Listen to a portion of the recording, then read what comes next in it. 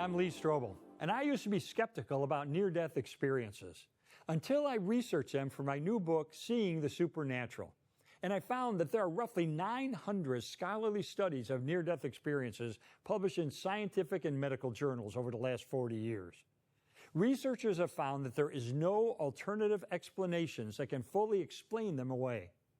In fact, there are many powerful cases where there's corroboration.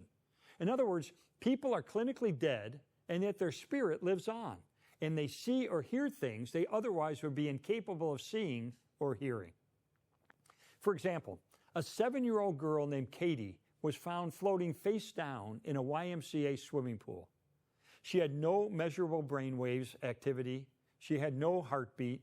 She was hooked up to an artificial lung to keep her breathing.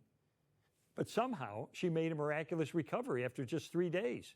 And she astounded doctors by saying she'd been conscious the whole time and had actually met Jesus and the Heavenly Father.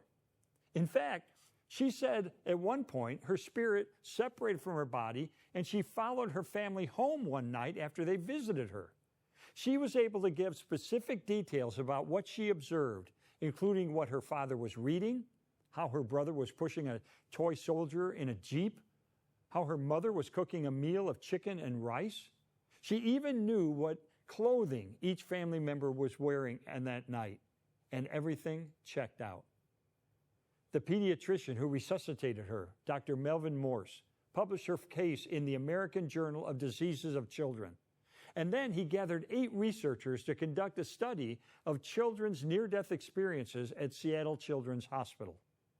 His conclusion, quote, "After looking at all the other explanations for near-death experiences, I think the simplest explanation is that NDEs are actually glimpses into the world beyond." And here's the kicker. A Christian researcher named John Burke studied 1,500 NDEs and concluded that if you set aside how people interpret them and you just look at what actually occurs in a typical near-death experience, it's consistent with the teachings of the Bible. To me, the implications are clear.